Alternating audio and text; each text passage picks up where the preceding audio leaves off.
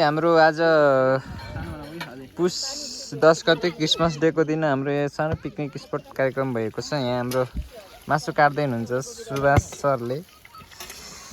हाम्रो यता सुजन आचार्य सरले यता के हो यो लामो लामो पकाउँदै हुनुहुन्छ ससेज भन्ने कुरो। त्यसकारण रमाइलो हुने होला भला यस्तै छ हजुर के नि।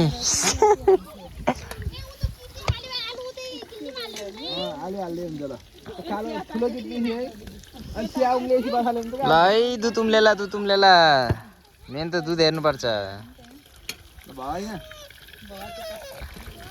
ओ माई गड सुजन सर के हो र एक दुईवटा भुइँमा खसाउनु मिल्दैन?